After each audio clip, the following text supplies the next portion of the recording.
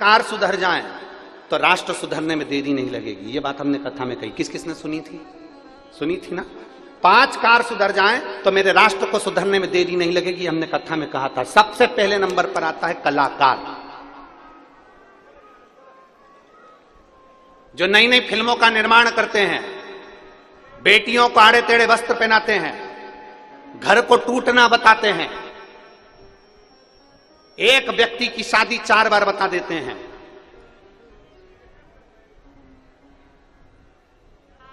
हमारे सनातन धर्म की बेटियों को दूसरे धर्म के बेटों से विवाह करना बता देते हैं। शिव महापुराण कहती है 5 कार सुधर जाएं तो राष्ट्र सुधर जाएगा। पहले नंबर पर है कलाकार, जो नाटक और फिल्मों का निर्माण करते हैं। अगर वो सही नाटक और सही फिल्म का निर्माण करें तो मेरे राष्ट्र को सुधरने में देरी नहीं लगेगी।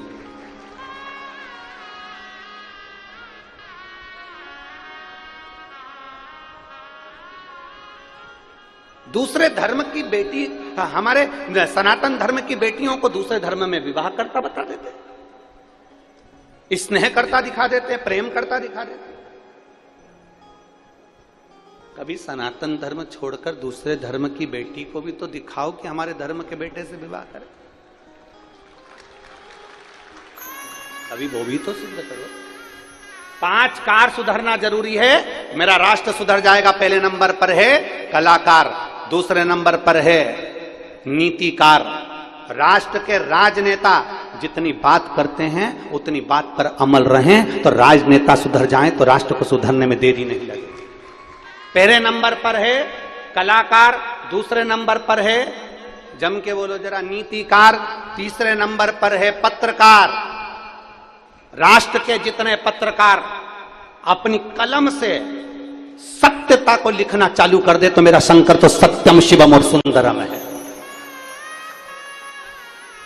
अपनी कलम का सदुपयोग करे, जैसे परतवाड़ा के पत्रकारों ने अपनी कलम का सदुपयोग करा, जैसे परतवाड़ा के इन पत्रकारों ने अपनी कलम का सदुपयोग करा और इस शिव महापुराण की कथा के एक एक शब्द को पत्रकारों ने जनमानस तक भेजा। ये पत्रकार कहते हैं। परतवाड़ा के एक एक पत्रकार ने, चाहे वो कोई नाश्ता करा रहा है उसका वर्णन किया अपनी अखबारों में, अपनी न्यूज में, अपनी सोशल मीडिया में। कोई पानी पिला रहा है, पत्रकारों ने, परतवाड़ा के पत्रकारों ने उसका वर्णन किया कि देखो लोगों ने पानी पिलाया। परतवाड़ा के पत्रकारों ने, मीडिया वालों ने ये दिखाया कि हमारा परतवाड़ा, हमारा क्षेत्र, हमारा विदर्भ कोई साधारण नहीं है, यहां की रुक्मणी कोई साधारण नहीं थी। यहां परतवाड़ा के लोगों ने पलक पावड़े बिछाकर दिखा दिया कि हमारा परतवाड़ा किसी से कम नहीं। एक छोटी सी तहसील है, छोटी सी जगह है, छोटा सा खेड़ा है, और उसमें दिखाया। और इसमें सबसे ज्यादा प्रधानता रही पत्रकारों की और सोशल मीडिया।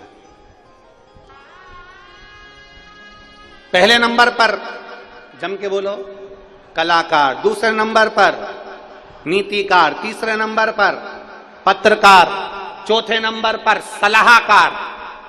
अगर आपके सलाहकार अच्छे हैं तो राष्ट्र सुधरने में देरी नहीं लगेगी। पर आपको सलाह देने वाले ऐसे मिलते हैं कि आपकी जिंदगी को नरक बना देते हैं। आपको सलाह देने वाले, क्यों सुनती है अपनी माता का?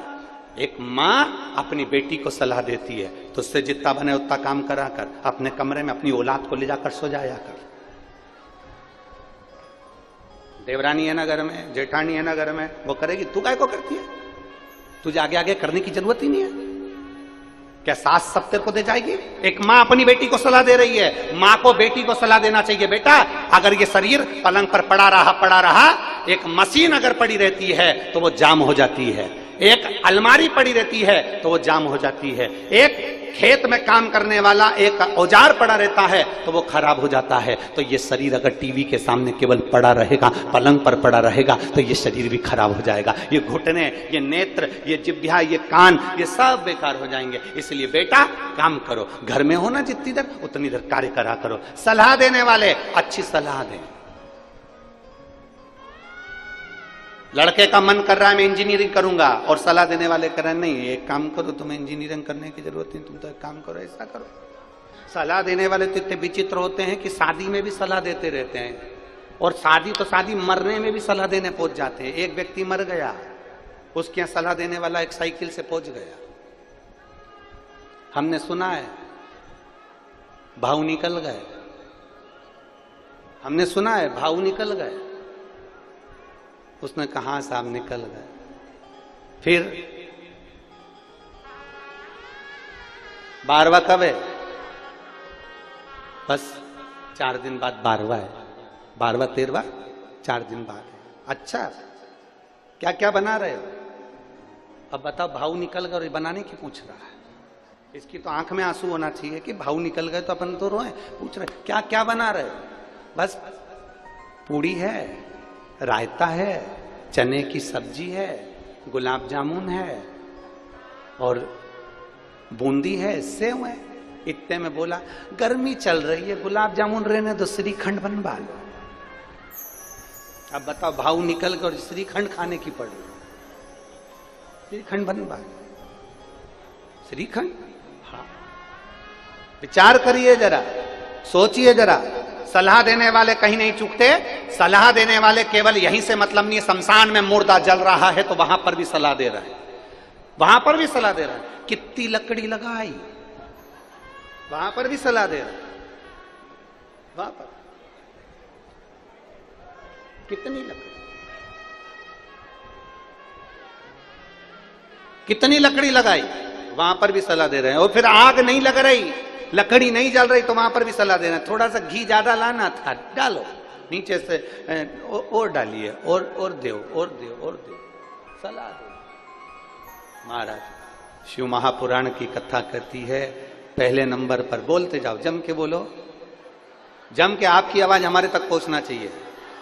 कलाकार दूसरे, नीतिकार तीसरे, पत्रकार चौथे, सलाहकार। सलाह देने वाले अगर सही होंगे तो हमारी जिंदगी भी सही होगी और राष्ट्र भी सही चलेगा।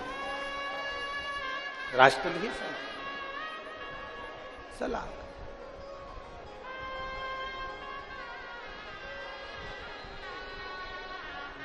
और शंभु शरणे पड़ी मांगू घड़ी रे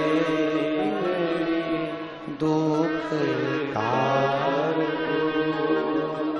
दया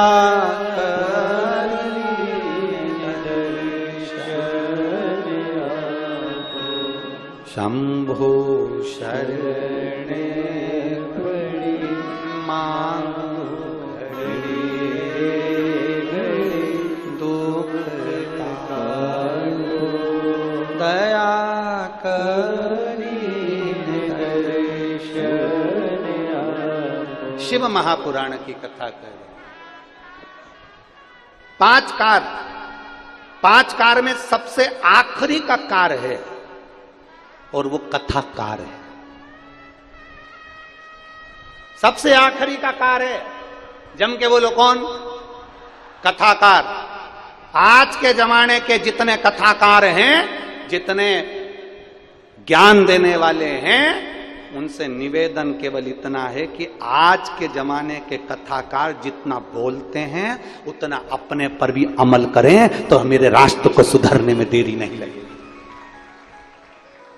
हम दूसरे को उपदेश दे रहे हैं, शांति रखो, शांति से जिंदगी जियो, किसी को अपशब्द मत बोलो, प्रेम की भाषा बोलो। और मालूम पड़े वही प्रेम की भाषा तो जाने दो अंगारे में, जब वही अपशब्द कहना चालू कर दें, वही आड़ी टेढ़ी बातें कहना चालू कर दें, वही ताने और गालियां देना चालू कर दें, तो हमारा राष्ट्र नहीं सुधर सकता। 5 कार में सबसे आखिरी का कार है कथाकार। इसको भी सुधरना जरूरी है।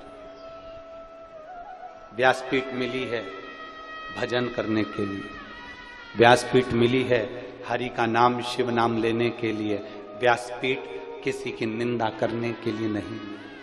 प्रेम की भाषा